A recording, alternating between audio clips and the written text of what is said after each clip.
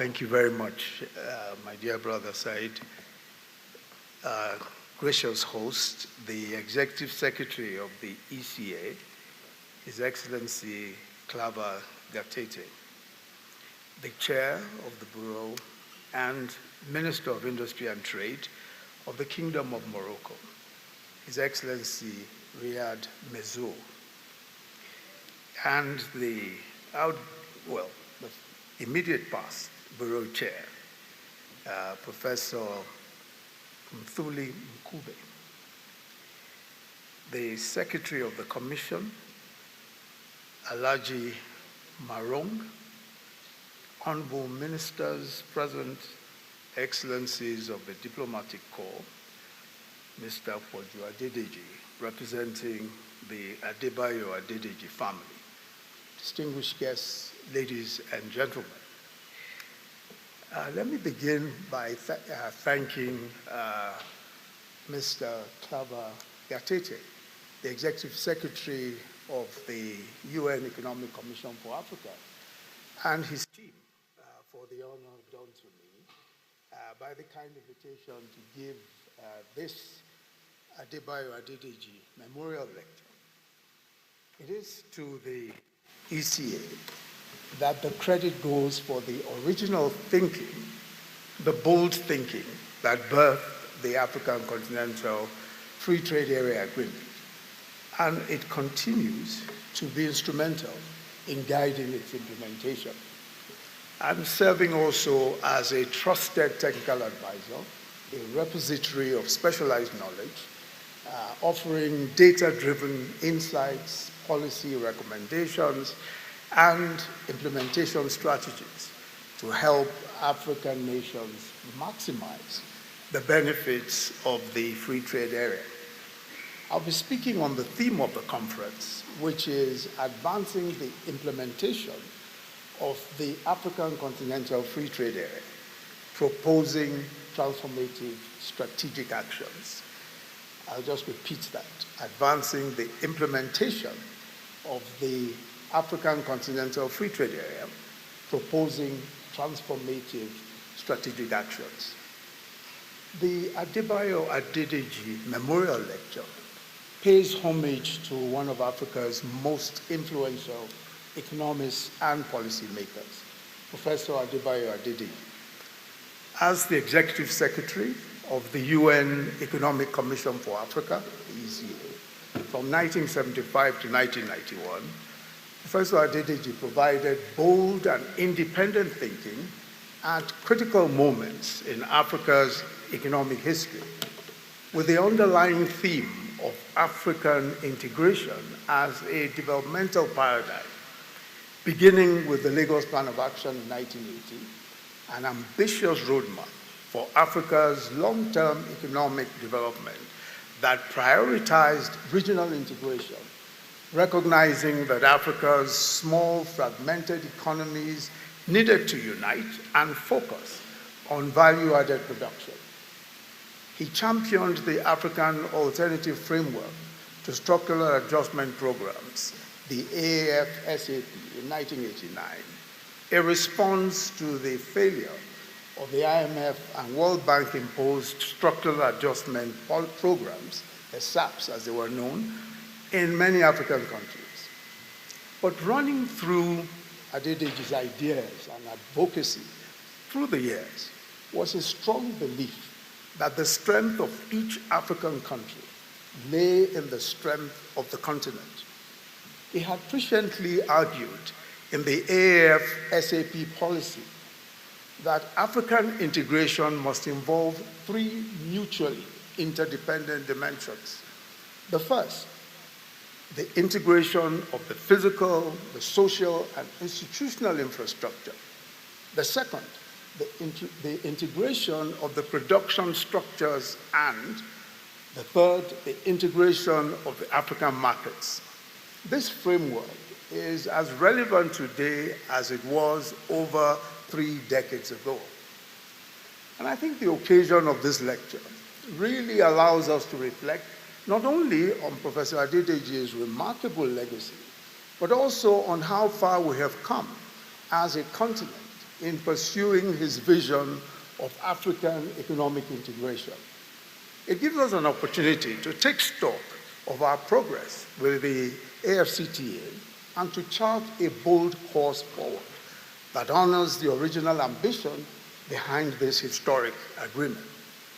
From Professor Adedeji, we learn that it is by challenging received wisdom and allowing ourselves to be bold, independent, and visionary in our thinking that we will best serve the implementation of the African Continental Free Trade Area. What makes Adedeji's vision so enduring is his understanding that Africa's development challenges required African solutions. Solutions that recognize the continent's unique historical context, its resource endowments, and its place in the global economy.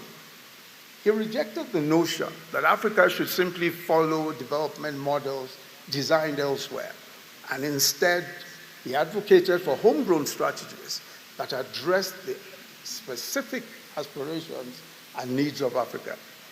And I think it's in this spirit that we must approach the implementation of the free trade agreements, not as a standard trade agreement, but as a transformative instrument designed specifically to address Africa's unique economic developmental challenges. And we must be willing to innovate, to experiment, and to forge new paths where existing models prove inadequate. But first, let us reflect on the free trade agreement as an enabling instrument for the African economic community. The AfCFTA is by far the most ambitious development project that the continent has ever undertaken, and its success will define its economic future. It is the crucial missing piece in solving Africa's developmental puzzle because it premises its success on addressing the structural weaknesses that have long hindered economic growth and also industrialization and integration across the continent. The FTA must therefore not be seen as just being about trade liberalization. It is a transformative tool for economic development, for job creation, and for Africa's global competitiveness. The FTA creates a single market, as we know, with a combined GDP of 3.4 trillion and is expected to add $450 billion to Africa's income by 2035. And that's according to the World Bank. For a continent with the fastest growing and largest youth population, the FTA would address the question of good paying jobs and generally reducing poverty, creating somewhere in excess of 14 million jobs and removing 50 million Africans out of poverty while increasing wages for both skilled and unskilled workers. Now, what is the current state of the FTA's implementation and the implications? It's been 5 years since the implementation began. And whatever else we may say, the speed from its inception in 2018 and coming into force in 2019 and operationalizing in 2021 is clearly to be commended. The FTA stands out by far as the most rapidly ratified legal instrument by member states since the inception of the African Union. And this may well be the strongest evidence of the realization by member states of the urgency of the movement. For trade in goods, over 45 countries' provisional schedules of tariff concessions for market access have already been adopted under the FTA. Rules of origin have been agreed for over 90% of products. In trading services, 24 schedules of specific commitments covering 5 priority sectors have been adopted.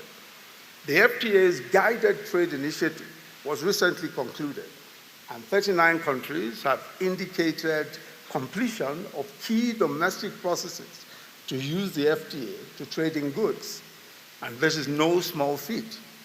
The FTA's Adjustment Facility Fund has also been set up to support member states in mitigating tariff losses and other adjustment costs of liberalization of trade. This is important, considering that for many African countries, Tariff accounts for nearly 10% of revenues. The Adjustment Fund will also mobilize concessional funding for trade, enabling infrastructure, and commercial funding to assist both the private and public sectors. The total resources required for the Adjustment Fund is somewhere close to about $10 billion US, with Afro-Exim Bank committing already $1 billion US towards the initiative. A major constraint for intra-African trade has been the inability to trade in local currencies, and the establishment of the Pan-African Payment and Settlement System, PAPS, is a response to that problem. The settlement system was developed by Afro-Exim Bank in collaboration with the African Union and the AfCFTA Secretariat, and it facilitates real-time settlement of intra-African trade and payments in local currencies across the continent. PAPS is already live in 15 countries. It has 12 switches and 51 participating banks. Complementing PAPS is MANSA, named after Mansa Musa, also an initiative supported by the AfCFTA. MANSA is Africa's digital due diligence repository. It's a single source containing information on African companies, including financial institutions, corporates, and SMEs. The purpose of the stored information is to facilitate potential investors or trading partners who want to perform customer due diligence and know your customer checks on African companies and entities. Now, the progress in these different respects, while commendable, reveal both the potential as well as the challenges of the FTA. On the one hand, the political commitment demonstrated by the rapid ratification suggests a genuine continental consensus around the agreement's objectives. On the other hand, the more complex technical implementation has proceeded at a much slower pace, reflecting the significant adjustments that are required in national policies and regulations and institutions. The experience, for example, with the Guided Trade Initiative has been particularly instructive. While it successfully demonstrated the feasibility of preferential trade under the Free Trade Agreements framework, it also highlighted the practical challenges related to logistics, customs procedures, domestic taxes and levies, and documentation requirements. These early trades have provided valuable learning opportunities and have informed the ongoing efforts to streamline implementation processes. What is required now is a candid assessment of where we are and what we need to do to realize the full potential of this ambitious agreement. So what are the strategic actions for a bold future? I think that the challenges impeding the full realization of the FTA are well documented and they're understood. So rather than dwell on them, what we need to do is cast a bold vision for the future and the strategic actions that will be required to bring that vision to life. Looking ahead, we must focus on tangible steps that will transform the potential of the FTA into reality. The first is investing in strategic transportation and logistics, especially infrastructure, of transportation and logistics infrastructure. Transportation and logistics networks represent perhaps the most critical constraint to intra-African trade today. Under the GTI, for Kenya, for example, to ship its Exide batteries to Ghana, it took 6 weeks because the shipment had to go through Singapore. This extended the route, of course, and this was, of course, due to the vessel not being fully loaded.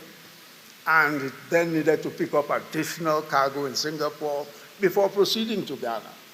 Such logistical challenges are common in Africa, where limited cabotage traffic often necessitates detours to ports like Singapore or European hubs to consolidate cargo before reaching the final destination. on the continent. A significant increase in container fleets is clearly needed. Alongside the emergence of continental and inland waterways, specifically, we need to develop regional maritime shipping capacity with dedicated vessels for intra-African routes. We need modernized ports infrastructure with efficient cargo handling systems. We need to complete cross-border rail networks to reduce the 77% reliance on expensive road transportation, as noted by the ECA. We need air cargo hubs strategically positioned to serve regional markets. These investments must be approached not as national projects, but as continental assets critical to our collective prosperity. The scale of investments required is substantial, but so too are the potential returns. Infrastructure investments specifically targeting intra-African trade corridors would yield even higher returns, and by directly enabling the kind of trade expansion envisaged under the FTA. We must be innovative in mobilizing the necessary resources. Traditional public financing, as we've heard repeatedly today, and development assistance will not be sufficient. We need to leverage institutional private capital through well-structured public-private partnerships. We need to explore alternative financing mechanisms in the financing of these critical assets. 2, we need to accelerate the ratification and implementation of FTA protocols. The protocols on investment, on intellectual property, on competition policy, on digital trade, and women and youth in trade represent Africa's ambitions codified in legal instruments. These protocols must be brought to life through ratification and alignment of domestic legal systems. They provide the framework for transforming the continent's economic landscape, but remaining largely on paper rather than in practice today. Member states must expedite domestic ratification and harmonize national laws with protocol provisions. The business community needs clarity and certainty about the rules governing continental trade, and this will come from full implementation of these protocols. Beyond ratification, effective implementation requires building institutional capacity at both the continental and national levels. National trade facilitation committees, investment promotion agencies, competition authorities, and intellectual property offices need strengthening to effectively administer the respective aspects of the agreement. Technical assistance and peer learning should be prioritized to ensure that capacity constraints do not become bottlenecks to the implementation of the FTA. Moreover, we must recognize that protocol implementation is not a one-time event. It's an ongoing process that requires continuous monitoring and evaluation and adjustment as we go on with regular reviews of implementation progress. And this should inform targeted interventions to address the various challenges and bottlenecks as we find them. The third is to build productive capacity for the fourth industrial revolution. The initial trade basket under the AfCFTA already shows promising signs with value-added goods comprising a significant proportion of trade. However, we need to accelerate industrial transformation to truly capitalize on the agreement's potential. African production must embrace robotics, the Internet of Things, and artificial intelligence as central elements of industrial processes. Consider the transformative potential of robotics. And I must refer to the brilliant lecture given at last year's Adebayo Adedeji Memorial Lecture by Mr. Mayinka of Google. And he completely demystified the use of AI and how it could apply in our everyday lives in Africa, and how it has become even cheaper and more available. So this is no longer rocket science, despite the fact that we are talking about significant technological development. Robotics can be deployed in manufacturing sectors, such as the automotive assembly, electronics production, and food processing. Automated systems maintain precision while operating continuously, allowing African manufacturers to achieve consistency and scale that can compete globally. Collaborative robots that work alongside humans can increase productivity while preserving jobs. The Internet of Things creates opportunities for remote management of industrial systems. Manufacturing facilities can implement sensors that monitor production lines in real time, identifying maintenance needs before breakdowns even occur. In agriculture, precision farming uses connected devices to optimize irrigation and fertilization. And we're seeing several examples of that already all over Africa. In healthcare, the Internet of Things enables remote consultations and monitoring, extending specialized care to rural communities. Artificial intelligence has broad applications, from predictive maintenance in transportation to quality control in manufacturing.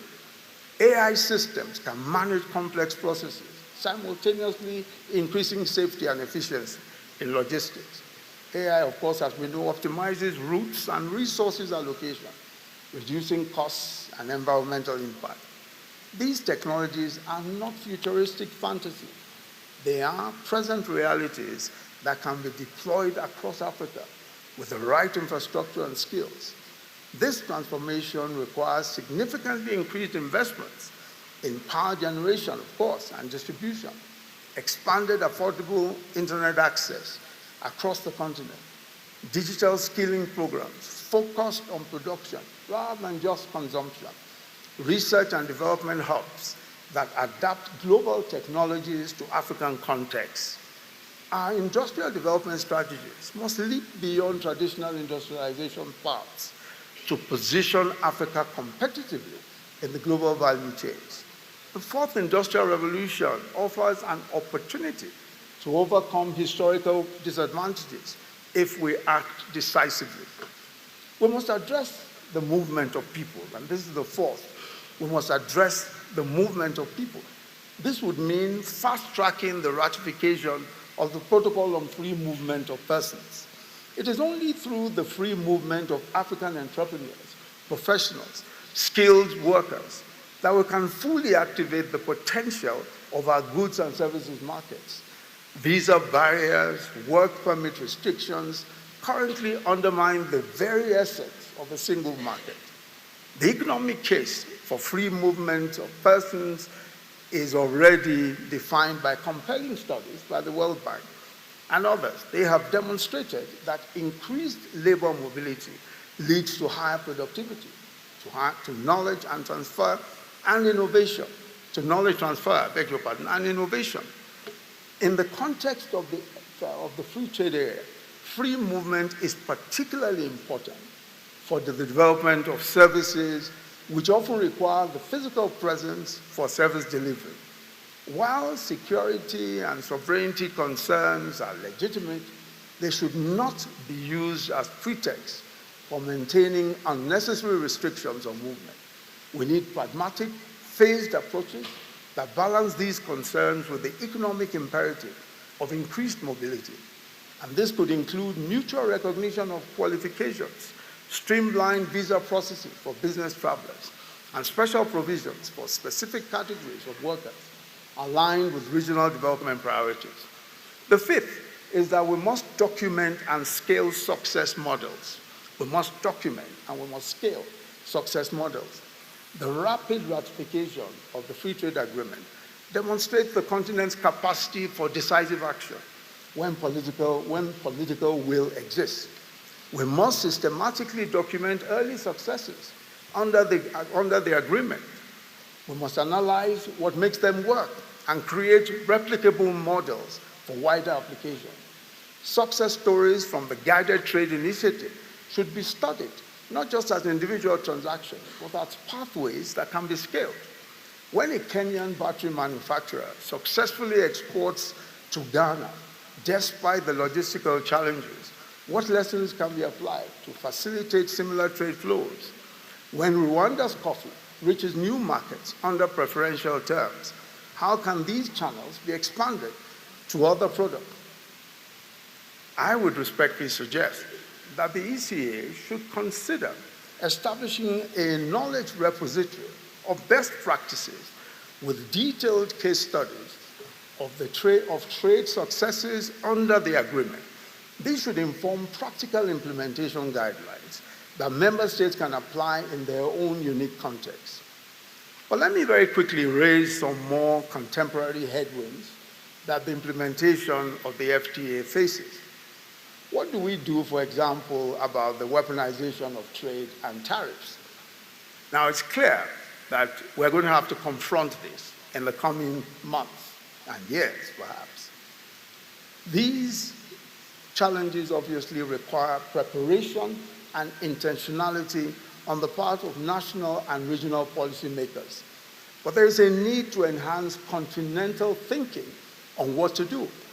Africa should learn from the COVID-19 experience, when borders were shut and countries put their own self-interest first.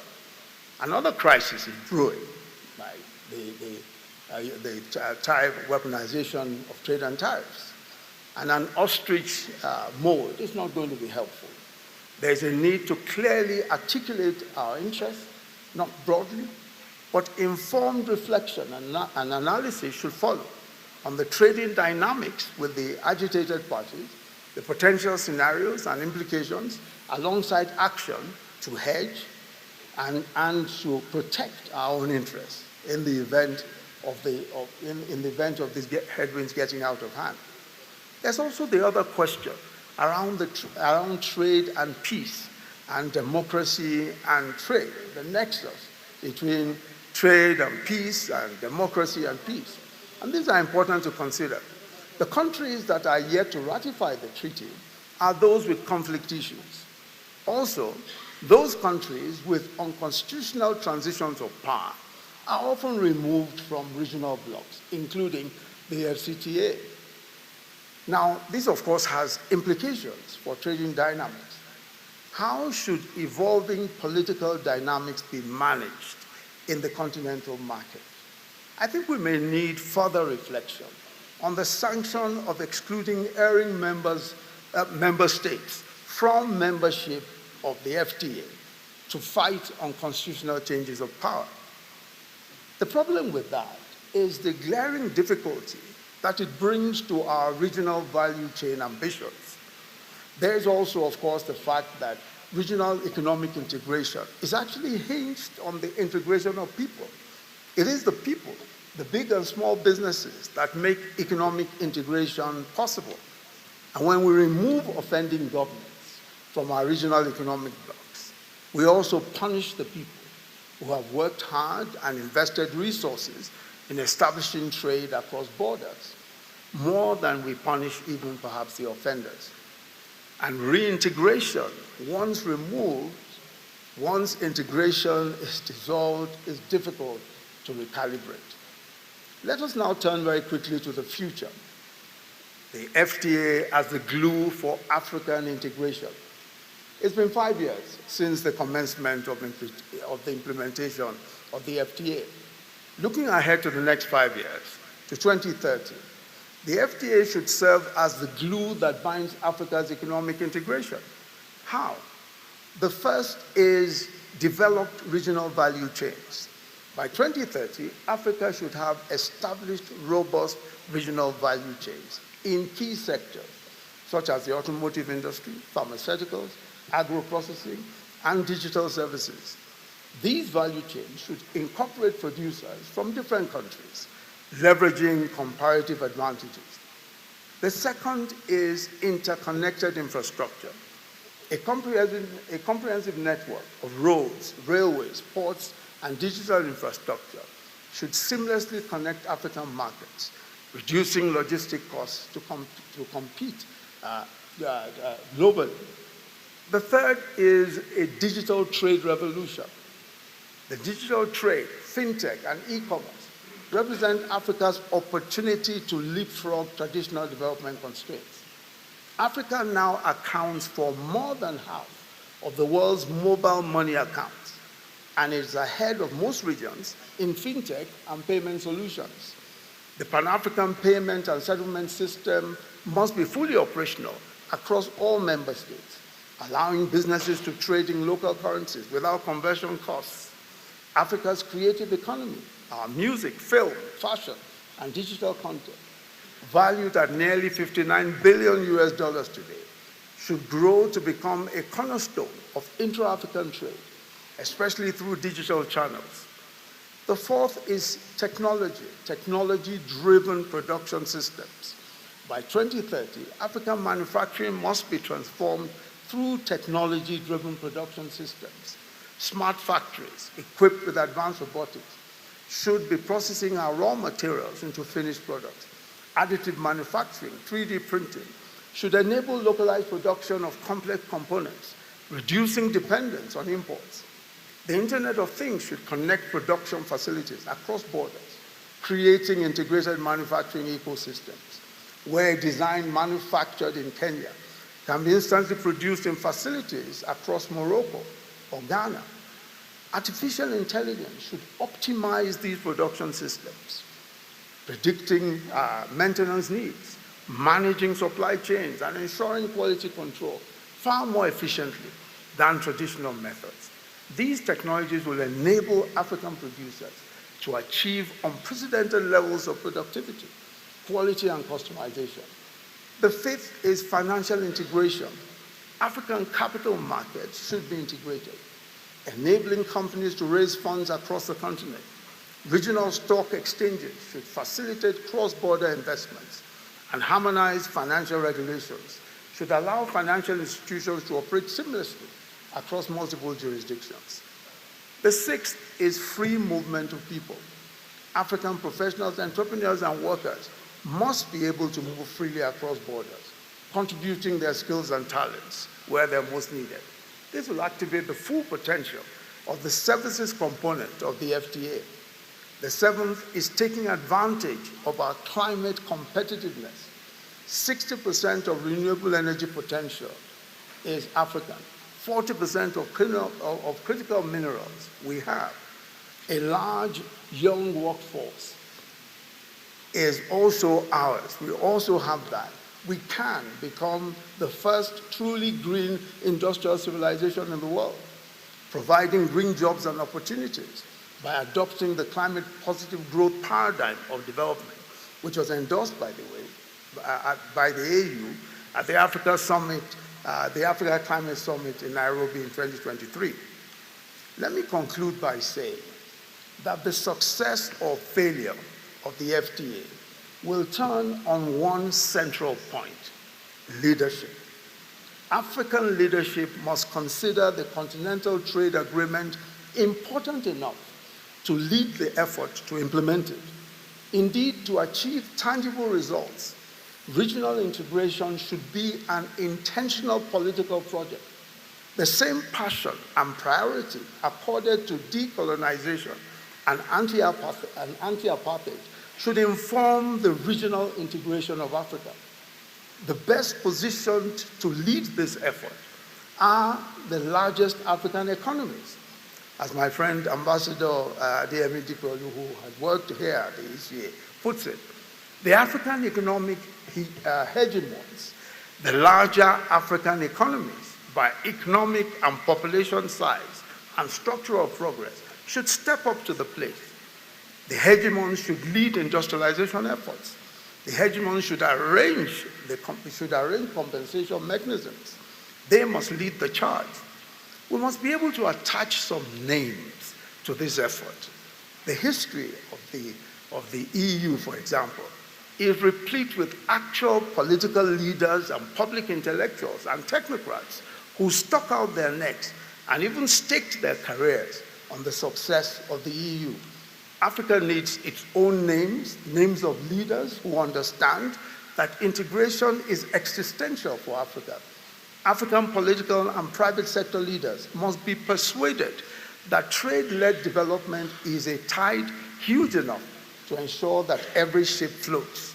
They must believe, like Adebayo Adedeji did, that the individual success of African nations is best assured by the success of the African continent.